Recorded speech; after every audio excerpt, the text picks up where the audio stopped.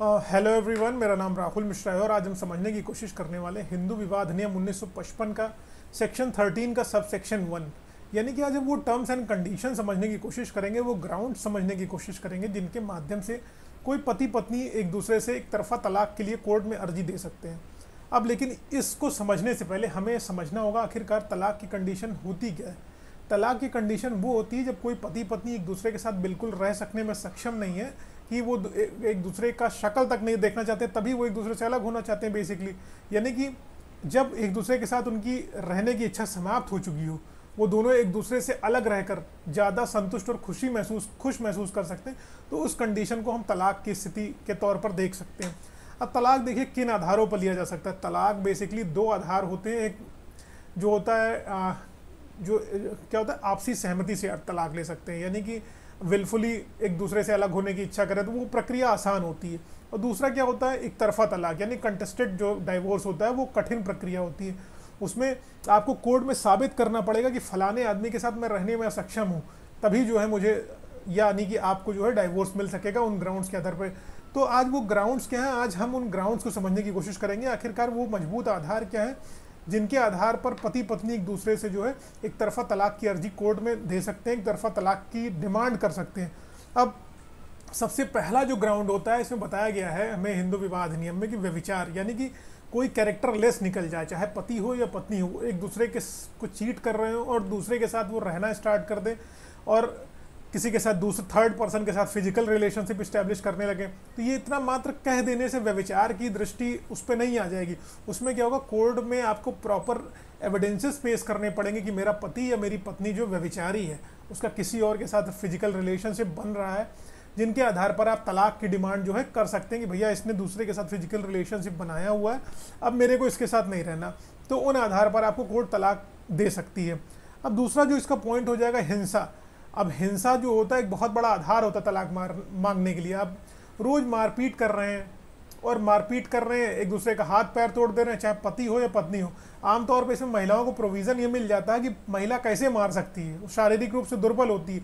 लेकिन ये कहा जाता है, हमारे जो है जनमानस में प्रचलित है कि महिलाएं पुरुषों के साथ कंधे से कंधा मिला के चलने, तो भैया पीट क्यों नहीं सकती। तो हिंसा उनके खिलाफ भी आधार बनाया जा सकता है। जो तीसरा पॉइंट इसके साथ हो जाएगा, एक दूसरे के साथ वो रह ना रहे हो, यानी कम से कम 2 वर्षों से एक दूसरे के साथ ना रह रहे हो। इन आधारों पर भी तलाक की डिमांड करी जा सकती है। जैसे मान लीजिए कोई महिला है, वो अपने ससुराल आती है, ससुराल से जब विदाई होती है दूसरे तीसरे दिन, उसके बाद वो मायके से ससुराल आना ही नहीं चाहती है। जब वो ससुराल नहीं आना चाहती है और लगातार 2 वर्षों से नहीं आ रही है, तो इस आधार पर भी पति उससे तलाक मांग सकता है कि मुझे इनसे तलाक चाहिए क्योंकि ये लगातार मेरे घर आ नहीं रही अपने मायके से। तो इस कंडीशन पर भी तलाक मांगा जा सकता है। मेरे पास एक ऐसा मुद्दा आया था, एक ऐसा केस आया था जिसमें ये हुआ था कि पत्नी जो है लगातार 2 वर्षों से ज़्यादा समय तक अपने मायके से आ नहीं रही थी और वो कह रहे थे कि हम तुमसे कंपनसेशन लेंगे। तो अभी तक तो खैर मामला जो सॉल्व आउट नहीं हुआ कि कंपनसेशन उनको क्यों दिया जाएगा, किस लिए दिया जाएगा, अभी तक ऐसा कुछ उसमें सॉल्व आउट नहीं हुआ। लेकिन ये ऐसी कंडीशंस आती है हमारे समाज में। अब जो इसका जो सबसे मजबूत आधार, चौथा आधार होता है। चौथा आधार ये कि मान लीजिए जैसे किसी पति पत्नी ने धर्म परिवर्तन कर लिया है। हिंदू विवाह में क्या माना गया कि विपरीत धर्म के लोग एक दूसरे के साथ नहीं रह सकते, क्योंकि समान धर्म के लोगों का ही विवाह होता है। तो हिंदू धर्म में ये माना गया कि जैसे आप पहले हिंदू थे और आपने विवाह के उपरांत मुस्लिम धर्म अपना लिया, तो आपके साथ आपकी पत्नी या पति नहीं रहेगा, वो आपसे तलाक मांग लेगा। अब जैसे आप मान लीजिए संन्यास ले लेते हैं, जो इसका छठा आधार है। संन्यास बेसिकली आपने ले लिया, तो संन्यास ले लेने का मतलब हो गया आपने संसार के सभी शारीरिक और भौतिक सुख त्याग कर दिए। लेकिन जो एक पति पत्नी को सोशल और फिजिकल नीड्स बहुत इंपॉर्टेंट होती हैं, अगर वो फुलफिल नहीं होंगे तो पति पत्नी का रहने का कोई मतलब नहीं है। तो इस आधार पर भी आप तलाक उनसे मांग सकते हैं जाके।